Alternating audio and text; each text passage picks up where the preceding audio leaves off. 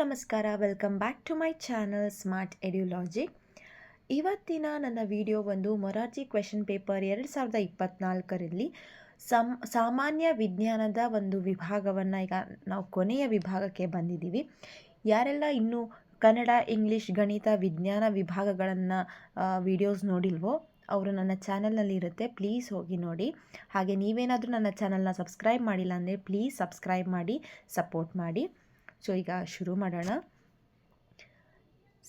ಮೊದಲನೇ ಪ್ರಶ್ನೆ, ವಿವಿಧತೆಯಲ್ಲಿ ಏಕತೆ ಎಂದರೆ? ವಿವಿಧತೆಯಲ್ಲಿ ಏಕತೆ ಅನ್ನೋದರ ಒಂದು ಅರ್ಥವನ್ನು ಕೊಡುವಂತಹ ಆಪ್ಷನ್ ಯಾವುದಿದ್ರಲ್ಲಿ ಅಂತ ನೋಡಬೇಕು. ಆಪ್ಷನ್ ಎ, ಭಿನ್ನತೆಯನ್ನು ಕಡೆಗಣಿಸಿ ಭಾವೈಕ್ಯತೆ ಹೊಂದಿರುವುದು. ಆಪ್ಷನ್ ಬಿ, ಎಲ್ಲರೂ ಒಂದೇ ಜನಾಂಗಕ್ಕೆ ಸೇರಿರುವುದು. ಆಪ್ಷನ್ ಸಿ, ಎಲ್ಲರೂ ಒಂದೇ ಧರ್ಮಕ್ಕೆ ಸೇರಿರುವುದು. ಆಪ್ಷನ್ ಡಿ, ಎಲ್ಲರೂ ಒಂದೇ ಭಾಷೆಯನ್ನು ಮಾತನಾಡುವುದು. ಸೊ ಇಲ್ಲಿ ವಿವಿಧತೆಯಲ್ಲಿ ಏಕತೆ ಅಂದರೆ ನಮ್ಮ ದೇಶದಲ್ಲಿ ಹಲವಾರು ಜಾತಿ, ಧರ್ಮ, ಭಾಷೆಯನ್ನು ಹೊಂದಿದೆ, ಹೌದಲ್ವಾ? ಸೊ ಇಷ್ಟು ವಿವಿಧತೆಯಲ್ಲಿ ನಾವು ಎಲ್ಲರೂ ಏಕತೆಯನ್ನು ನೋಡ್ತಾ ಇದ್ದೀವಿ, ಭಾವೈಕ್ಯತೆಯನ್ನು ಹೊಂದಿದ್ದೀವಿ. ಏನು, ನಾವೆಲ್ಲರೂ ಒಂದೇ ದೇಶದವರು, ನಾವೆಲ್ಲರೂ ಒಂದೇ, ನಮ್ಮ ಒಂದು ಮೌಲ್ಯಗಳೆಲ್ಲ ಒಂದೇ ಅನ್ನೋದನ್ನು ತೋರಿಸ್ತಾ ಇದ್ದೀವಿ. ಈ ಒಂದು ಸ್ಟೇಟ್ಮೆಂಟ್, ವಿವಿಧತೆಯಲ್ಲಿ ಏಕತೆ ಅನ್ನೋದು ಭಿನ್ನತೆಯನ್ನು ಕಡೆಗಣಿಸಿ ಭಾವೈಕ್ಯತೆ ಹೊಂದಿರುವುದು. ನಮ್ಮಲ್ಲಿ ಎಷ್ಟೇ ಭಿನ್ನತೆ ಇದ್ದರೂ ನಾವೆಲ್ಲರೂ ಒಂದೇ ಅನ್ನೋ ಭಾವೈಕ್ಯತೆಯನ್ನು ಈ ಒಂದು ಸ್ಟೇಟ್ಮೆಂಟ್ ಅರ್ಥ ಕೊಡ್ತಾ ಇದೆ. ಎರಡನೇ ಪ್ರಶ್ನೆ, ಭಾರತದ ಅತಿ ಎತ್ತರದ ಶೃಂಗ ಯಾವುದು? Option A, Mullayanagiri. B, Anaimudi. C, mount Everest. D, mount Godwin Austen. So ನಮ್ಮ ಭಾರತದ ಅತಿ ಎತ್ತರದ ಶೃಂಗ, ಹೈಯೆಸ್ಟ್ ಪಾಯಿಂಟ್ ಯಾವುದು ಅಂತ ಅಂದರೆ option D, mount Godwin Austin. Mullayanagiri ಕರ್ನಾಟಕದ ಅತಿ ಎತ್ತರದ ಶೃಂಗ, ಅನೈಮುಡಿ ದಕ್ಷಿಣ ಭಾರತದ ಅತಿ ಎತ್ತರದ ಶೃಂಗ, ಹಾಗೆ ಮೌಂಟ್ ಎವರೆಸ್ಟ್ ಪ್ರಪಂಚದ ಅತಿ ಎತ್ತರದ ಶೃಂಗ ಆಗಿರುತ್ತೆ. ಸೊ ಸರಿಯಾದ ಉತ್ತರ ಭಾರತದ ಅತಿ ಎತ್ತರದ ಶೃಂಗ ಯಾವುದಂದರೆ ಮೌಂಟ್ ಗಾಡ್ವಿನ್ ಆಸ್ಟಿನ್. ಮುಂದಿನ ಪ್ರಶ್ನೆ, ಜಮೀನು ಹೊಂದಿರದೆ ಕೃಷಿ ಭೂಮಿಯಲ್ಲಿ ಕೆಲಸ ಮಾಡುವವರು, ಅವ್ರಿಗೆ ನಾವೇನಂತೀವಿ? ಆಪ್ಷನ್ ಎ, ಸಣ್ಣ ಹಿಡುವಳಿದಾರರು. ಆಪ್ಷನ್ ಬಿ, ಕೃಷಿ ಕೂಲಿಕಾರರು. ಆಪ್ಷನ್ ಸಿ, ದೊಡ್ಡ ಹಿಡುವಳಿದಾರರು. ಆಪ್ಷನ್ ಡಿ, ಜಮೀನ್ದಾರರು. ಜಮೀನು ಹೊಂದಿಲ್ಲ, ಅವ್ರ ಹತ್ರ ಯಾವುದೇ ಜಮೀನಿಲ್ಲ, ಆದರೂ ಅವರು ರೈತಾಪಿ ಜನರೇ ಆಗಿದ್ದಾರೆ, ಅಂದರೆ ಹೊಲದಲ್ಲಿನೇ ಅವರು ಕೆಲಸ ಮಾಡ್ತಾರೆ, ಕೃಷಿ ಕೆಲಸನೇ ಮಾಡ್ತಾರೆ ಅಂತಂದರೆ ಅವ್ರಿಗೆ ನಾವೇನಂತೀವಿ? ಕೃಷಿ ಕೂಲಿಕಾರರು. ಅಲ್ಲಿ ಕೂಲಿಕಾರರು ಅಂತ ಕರಿತೀವಿ. ದೊಡ್ಡ ಹಿಡುವಳಿದಾರರು ಅಂದರೆ ಅವ್ರಿಗೆ ತುಂಬ ಜಮೀನಿದೆ ಅಂತ ಆಗುತ್ತೆ. ಸಣ್ಣ ಕೃಷಿಕರು ಅಂತಂದರೆ ಸ್ವಲ್ಪ ಇರುವಂಥ ಜಾಗದಲ್ಲಿ ಅವರು ತಮ್ಮ ಹೊಲದಲ್ಲಿ ತಾವೇ ಕೆಲಸ ಮಾಡೋರು, ಹೌದಾ? ಆದರೆ ಕೃಷಿ ಕೂಲಿಕಾರರಂದರೆ ಇನ್ನೊಬ್ಬರ ಒಂದು ಕೃಷಿ ಭೂಮಿಯಲ್ಲಿ ಕೆಲಸ ಮಾಡುವವರು. ಮುಂದಿನ ಪ್ರಶ್ನೆ, ಒಳಾಂಗಣ ಆಟಕ್ಕೆ ಉದಾಹರಣೆ. ಒಳಾಂಗಣ ಅಂದರೆ ಇದು ಗ್ರೌಂಡ್ ಬೇಕಿಲ್ಲ, ಇಂಡೋರ್ ಗೇಮ್ ಯಾವುದಿಲ್ಲಿ ಸ್ಪೋರ್ಟು ಅಂತ ಕೇಳಿದ್ದಾರೆ. Option A, football. B, cricket. C, hockey. D, table tennis. So ಇಲ್ಲಿ ಒಳಾಂಗಣ ಆಟ ಯಾವುದು ಉದಾಹರಣೆ ಅಂತ ನೋಡಿದ್ರೆ ಆಪ್ಷನ್ ಡಿ, ಟೇಬಲ್ ಟೆನ್ನಿಸ್. ಮುಂದಿನ ಪ್ರಶ್ನೆ, ಜೇನುಕುರುಬ ಬುಡಕಟ್ಟಿನ ಜನರು ವಾಸಿಸುವ ಜಿಲ್ಲೆ ಯಾವುದು? Option A, Kodagu. B, Dakshina Kannada. C, Kalaburagi. D, Belagavi. ಬುಡಕಟ್ಟಿನ ಜನಾಂಗದವರು, ಅವ್ರಿಗೆ ಜೇನುಕುರುಬ ಅಂತ ಕರೀತಾರೆ. ಎಲ್ಲಿ ಇರುವಂಥವರು, ಯಾವ ಜಿಲ್ಲೆಯಲ್ಲಿ ವಾಸಿಸುವವರಿಗೆ ನಾವು ಕುರುಬರು ಅಂತ ಕರಿತೀವಿ ಅಂದರೆ ಆಪ್ಷನ್ ಎ, ಕೊಡಗು. ಮುಂದಿನ ಪ್ರಶ್ನೆ, ನವೀಕರಿಸಬಹುದಾದ ಸಂಪನ್ಮೂಲ. ಕೊಟ್ಟಿರುವಂತಹ 4 ಆಪ್ಷನಲ್ಲಿ ಯಾವುದು ನವೀಕರಿಸಬಹುದಾದ ಸಂಪನ್ಮೂಲ? ಆಪ್ಷನ್ ಎ, ಕಲ್ಲಿದ್ದಲು. B, petrol. C, diesel. D, ಗಾಳಿ. ನವೀಕರಿಸಬಹುದಾದ ಅಂದ್ರೇನು? ಇದು ನಮಗೆ ಪುನಃ ಬಳಸೋಕೆ ಸಿಗುವಂಥದ್ದು, ಇದು ಮುಗಿಯದೇ ಇರುವಂಥದ್ದು. ಕಲ್ಲಿದ್ದಲು ಕೂಡ ಅದು ಖಾಲಿಯಾಗುತ್ತೆ, ಪೆಟ್ರೋಲ್ ಕೂಡ ಖಾಲಿಯಾಗುತ್ತೆ, ಡೀಸೆಲ್ ಕೂಡ ಖಾಲಿಯಾಗುತ್ತೆ. ಆದರೆ ಇದು ಮರುಕಳಿಸ್ಬೇಕಂದ್ರೆ ತುಂಬ ಸಮಯನ ಹಿಡಿಯುತ್ತೆ. ಆದರೆ ಗಾಳಿ ನಮಗೆ ನವೀಕರಿಸಬಹುದಾದಂಥ ಸಂಪನ್ಮೂಲ ಆಗಿದೆ, ಇದು ಯಾವಾಗಲೂ ಖಾಲಿಯಾಗದೇ ಇರುವಂತಹ ಸಂಪನ್ಮೂಲ. ಮುಂದಿನ ಪ್ರಶ್ನೆ, ರಾಸಾಯನಿಕ ಗೊಬ್ಬರ ಮತ್ತು ಕೀಟನಾಶಕಗಳನ್ನು ಬಳಸದಿರುವ ಕೃಷಿ ಪದ್ಧತಿ. ಆಪ್ಷನ್ ಎ, ರಾಸಾಯನಿಕ ಕೃಷಿ. ಬಿ, ಸಾವಯವ ಕೃಷಿ. ಸಿ, ನೀರಾವರಿ ಕೃಷಿ. ಡಿ ಮಳೆಯಾಧಾರಿತ ಕೃಷಿ. ಯಾವುದೇ ರಾಸಾಯನಿಕವನ್ನು ಗೊಬ್ಬರನ ಬಳಸದೆ, ಯಾವುದೇ ಫರ್ಟಿಲೈಸರ್ಸ್ ಆಗಲಿ ಅಂದರೆ ಕೀಟನಾಶಕಗಳು ಇವನ್ನ ಯಾವುದನ್ನೇ ಬಳಸದೆ ಮಾಡುವಂತಹ ಕೃಷಿ ಪದ್ಧತಿ ನಾವೇನಂತ ಕರಿತೀವಿ, ಯಾವ ಪದ್ಧತಿಯಲ್ಲಿ ನಡೆಸ್ತಾರೆ ಅಂತಂದರೆ ಆಪ್ಷನ್ ಬಿ ಸಾವಯವ ಕೃಷಿ. ಇಲ್ಲಿ ಯಾವುದೇ ರೀತಿಯ ಒಂದು ಕೆಮಿಕಲ್ಸ್ನ ಯೂಸ್ ಮಾಡೋದಿಲ್ಲ. ಎಲ್ಲ ಒಂದು ಗೊಬ್ಬರ ಆಗಿರಬಹುದು, ಆಮೇಲೆ ಬೂದಿ ಹಾಗೆ ಎಣ್ಣೆ ಈ ಥರದ ಒಂದು ಸಾವಯವ ಕೃಷಿ ಪದ್ಧತಿ ಆಗಿರೋದ್ರಿಂದ ಇಲ್ಲಿ ಯಾವುದೇ ಒಂದು ರಾಸಾಯನಿಕ ಕೆಮಿಕಲ್ಸ್ನ ಯೂಸ್ ಮಾಡೋದಿಲ್ಲ. ಆಮೇಲೆ ತರಕಾರಿ ಆಗಿರ್ಬೋದು, ಆಮೇಲೆ ಒಂದು ಪ್ರಾಣಿಗಳಿಂದ ಬರುವಂತಹ ತ್ಯಾಜ್ಯ, ಸಸ್ಯದಿಂದ ಬರುವಂಥ ತ್ಯಾಜ್ಯ ಇವನ್ನೇ ಯೂಸ್ ಮಾಡಿಕೊಂಡು ಅವರು ಗೊಬ್ಬರವನ್ನು ತಯಾರಿಸಿ ಸಾವಯವ ಕೃಷಿಯಲ್ಲಿ ಬಳಸ್ತಾರೆ. ಇಲ್ಲಿ ಅವರು ಯಾವುದೇ ರಾಸಾಯನಿಕವನ್ನು ಬಳಸೋದಿಲ್ಲ.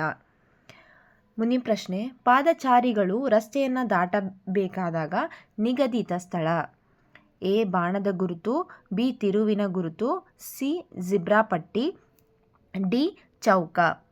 ಈಗ ಪಾದಚಾರಿ ಫುಟ್ಪಾತಲ್ಲಿ ಏನು ನಡೀತಿರ್ತಾರಲ್ಲ ಅವರು ರಸ್ತೆ ದಾಟಬೇಕಾದ್ರಾಗೆ ಸಿಗ್ನಲ್ ಬಿದ್ದಾಗ ಅಥವಾ ರೋಡ್ ಕ್ರಾಸ್ ಮಾಡಬೇಕಾದಾಗ ಎಲ್ಲಿ ಅವರು ಕ್ರಾಸ್ ಮಾಡಬೇಕು ರೋಡಲ್ಲಿ ಅಂತಂದರೆ ಜಿಬ್ರಾ ಪಟ್ಟಿ ಹಾಕಿರ್ತಾರಲ್ವ, ಕಪ್ಪು ಬಿಳಿ ಅನ್ನುವಂಥ ಪಟ್ಟಿನ ಹಾಕಿರ್ತಾರಲ್ಲ, ಅದಕ್ಕೆ ಜಿಬ್ರಾ ಪಟ್ಟಿ ಅಂತ ಕರಿತೀವಿ. ಅಲ್ಲಿ ಅವ್ರು ಏನು ಮಾಡಬೇಕು, ರಸ್ತೆಯನ್ನು ದಾಟಬೇಕು. ಅದು ನಿಗದಿತ ಸ್ಥಳ. ಮುಂದಿನ ಪ್ರಶ್ನೆ, ದೂರವಾಣಿ ಕಂಡುಹಿಡಿದ ವಿಜ್ಞಾನಿ ಯಾರು? ಟೆಲಿಫೋನ್ನ ಕಂಡುಹಿಡಿದವರು. Option A Graham Bell, B Marconi, C John Baird, D Wrights ಸಹೋದರರು. ಟೆಲಿಫೋನ್ ಕಂಡುಹಿಡಿದವರು ಅಥವಾ ಮೊಬೈಲ್ನ ಕಂಡುಹಿಡಿದವರು ಯಾರು ಅಂದರೆ ಆಪ್ಷನ್ ಎ ಗ್ರಹಂ ಬೆಲ್. ಮುಂದಿನ ಪ್ರಶ್ನೆ, ಪ್ರಪ್ರಥಮ ಬಾರಿಗೆ ಪ್ರತಿಷ್ಠಿತ ದಾದಾ ಸಾಹೇಬ್ ಫಾಲ್ಕೆ ಪ್ರಶಸ್ತಿ ಪಡೆದ ಕನ್ನಡ ಚಿತ್ರನಟ ಯಾರು? ದಾದಾ ಸಾಹೇಬ್ ಫಾಲ್ಕೆ ಪ್ರಶಸ್ತಿ. Option A Vishnuvardhan, B Ambareesh, C K S Ashwath, D doctor Rajkumar. Dada Saheb Phalke ಪ್ರಶಸ್ತಿನ ಪಡೆದಂಥ ಫಸ್ಟ್ ಹೀರೋ ಯಾರು ಅಂದರೆ ಡಾಕ್ಟರ್ ರಾಜ್ಕುಮಾರ್. ಮುಂದಿನ ಪ್ರಶ್ನೆ, ಕಬ್ಬಿಣದ ಉಪಕರಣಗಳನ್ನು ತಯಾರು ಮಾಡುವವರು, ಅವ್ರಿಗೆ ನಾವೇನಂತೀವಿ ಕಬ್ಬಿಣದ್ದು ಉಪಕರಣ ಮಾಡೋರಿಗೆ? ಆಪ್ಷನ್ ಎ ಚಮ್ಮಾರ, ಬಿ ಕಮ್ಮಾರ, ಸಿ ಕುಂಬಾರ, ಡಿ ಬಡಗಿ. ಚಮ್ಮಾರ ಅಂದರೆ ಯಾರು? ಚರ್ಮದ ಒಂದು ಅದ್ರ ಜೊತೆ ಕೆಲಸ ಮಾಡೋರು. ಈ ಚಪ್ಪಲಿ ಆಗಿರ್ಬೋದು, ಬೆಲ್ಟ್ ಆಗಿರ್ಬೋದು, ಬ್ಯಾಗ್ ತಯಾರಿಸೋರು, ಇವರಿಗೆಲ್ಲ ಚಮ್ಮಾರ ಅಂತ ಕರಿತೀವಿ. ಕುಂಬಾರ ಅಂದ್ರೇನು? ಮಣ್ಣು ಅಥವಾ ಮಡಿಕೆಗಳನ್ನು ಮಾಡುವವರು. ಡಿ ಬಡಗಿ ಅಂದ್ರೇನು? ಕಟ್ಟಗಿನ ಉಪಕರಣಗಳನ್ನು ಬಳಸಿ ಪೀಠೋಪಕರಣ ತಯಾರು ಮಾಡೋರು ಅಥವಾ ಕಟ್ಟಗಿ ಉಪಕರಣಗಳನ್ನು ತಯಾರು ಮಾಡುವವರು ಅಂತ ಹೇಳ್ಬೋದು. ಕಮ್ಮಾರ ಅಂದರೆ ಕಬ್ಬಿಣದ ಉಪಕರಣಗಳನ್ನು ತಯಾರು ಮಾಡುವವರು. ಮುಂದಿನ ಪ್ರಶ್ನೆ, ರಾಷ್ಟ್ರೀಯ ಹಣ್ಣು, ನಮ್ಮ ರಾಷ್ಟ್ರೀಯ ಹಣ್ಣು ಯಾವುದು? ಆಪ್ಷನ್ ಎ ಸೇಬು, ಬಿ ಬಾಳೆ, ಸಿ ಮಾವು, ಡಿ ಕಿತ್ತಳೆ. ಯಾವುದಂದರೆ ಆಪ್ಷನ್ ಸಿ ಮಾವು, ಮ್ಯಾಂಗೋ. ನಮ್ಮ ನ್ಯಾಷನಲ್ ಫ್ರೂಟ್, ರಾಷ್ಟ್ರೀಯ ಹಣ್ಣು ಮಾವು. ಮುಂದಿನ ಪ್ರಶ್ನೆ, ಕೆಂಪುಕೋಟೆ ಇರುವ ಸ್ಥಳ, ರೆಡ್ ಫೋರ್ಟ್ ಎಲ್ಲಿದೆ?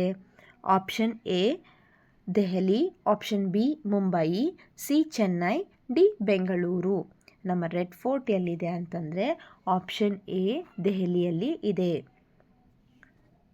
ಮುಂದಿನ ಪ್ರಶ್ನೆ, ಬಾದಾಮಿಯಲ್ಲಿರುವ ಗುಹಾಂತರ ದೇವಾಲಯಗಳನ್ನು ನಿರ್ಮಿಸಲು ಬಳಸಿರುವ ಕಲ್ಲುಗಳು.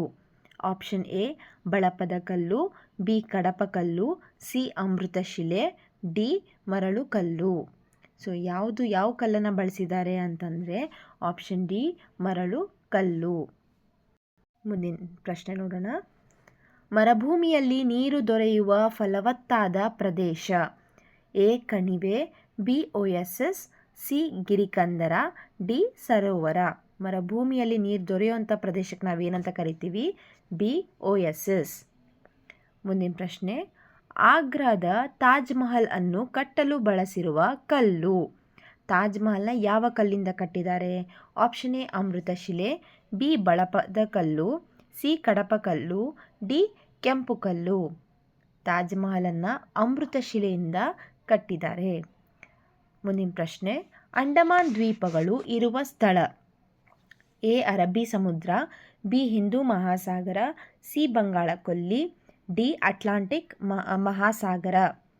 ಅಂಡಮಾನ್ ದ್ವೀಪ ಐಲ್ಯಾಂಡ್ ಎಲ್ಲಿದೆ ಅಂತಂದರೆ ಆಪ್ಷನ್ ಸಿ ಬಂಗಾಳ ಕೊಲ್ಲಿ, ಬೇ ಆಫ್ ಬೆಂಗಾಲ್ನಲ್ಲಿ ಇದೆ. ಮುಂದಿನ ಪ್ರಶ್ನೆ, ಭಾರತದ ಟ್ರ್ಯಾಕ್ ಆ್ಯಂಡ್ ಫೀಲ್ಡ್ ರಾಣಿ ಎಂದು ಕರೆಯಲ್ಪಡುವ ಆಟಗಾತಿ. ಟ್ರ್ಯಾಕ್ ಆ್ಯಂಡ್ ಫೀಲ್ಡ್ ರಾಣಿ.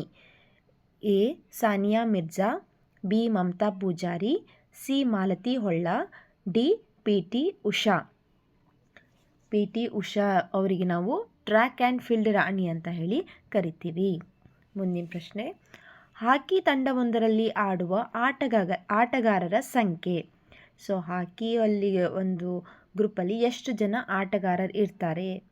A 10, B 11, C 9, D 8. Option B 11 ಜನ ಆಟಗಾರರು ಒಂದು ತಂಡದಲ್ಲಿ ಇರ್ತಾರೆ. ಕೊನೆ ಪ್ರಶ್ನೆ, ಆಶ್ರಯ ಯೋಜನೆಯ ಉದ್ದೇಶ. ಆಪ್ಷನ್ ಎ ಉಚಿತ ನಿವೇಶನಗಳು, ಅನುದಾನಗಳು ಹಾಗೂ ಸಾಲವನ್ನು ಬಡವರು ಮನೆಯನ್ನು ಕಟ್ಟಿಕೊಳ್ಳಲು ಒದಗಿಸುವುದು. ಬಿ ಬಾಲಕಿಯರಿಗೆ ಉತ್ತಮ ಭವಿಷ್ಯವನ್ನು ಒದಗಿಸುವುದು. ಸಿ ಗುಣಮಟ್ಟದ ಶಿಕ್ಷಣ. ಡಿ ಶಿಕ್ಷಿತ ಯುವ ಪೀಳಿಗೆಗೆ ಸ್ವಯಂ ಉದ್ಯೋಗವನ್ನು ಒದಗಿಸುವುದು. ಆಶ್ರಯ ಅಂತಂದೇನು? ಒಬ್ಬರಿಗೆ ಮನೇನ ಕೊಡೋದು ಅಂತ ಒಂದು ಅರ್ಥ ಬರುತ್ತಲ್ವ. ಸೊ ಇದಕ್ಕೆ ಸರಿಯಾದ ಒಂದು ಆಪ್ಷನ್ ಯಾವುದು, ಅದರ ಉದ್ದೇಶವನ್ನು ಹೇಳೋದು ಅಂದರೆ ಉಚಿತ ನಿವೇಶನಗಳು, ಅಂದರೆ ಉಚಿತ ಜಾಗ, ಆಮೇಲೆ ದುಡ್ಡನ್ನು ಕೊಡೋದು, ಸಾಲವನ್ನು ಬಡವರಿಗೆ ಕೊಟ್ಟು ಮನೆ ಕಟ್ಕೊಳ್ಳೋಕ್ಕೆ ಒದಗಿಸುವುದು. So answer option A. ನೋಡಿದ್ರ, ನೀವು ಇಷ್ಟು 20 ಪ್ರಶ್ನೆಗಳಲ್ಲಿ ನೀವು ಎಷ್ಟು ಪ್ರಶ್ನೆಗಳಿಗೆ ಸರಿಯಾದ ಉತ್ತರ ಕೊಟ್ರಿ ಅನ್ನೋದನ್ನು ನೋಡಿ. ಹಾಗೆ ಈ ವಿಡಿಯೋ ನಿಮಗೆ ಇಷ್ಟ ಆದರೆ ಪ್ಲೀಸ್ ಲೈಕ್ ಮಾಡಿ, ಶೇರ್ ಮಾಡಿ, ಹಾಗೆ ಸಬ್ಸ್ಕ್ರೈಬ್ ಮಾಡೋದನ್ನು ಮರಿಬೇಡಿ. ಮುಂದಿನ ಪ್ರಶ್ನೆ ಪತ್ರಿಕೆಯೊಂದಿಗೆ ಮತ್ತೆ ಸಿಗ್ತೀನಿ. Thank you for watching.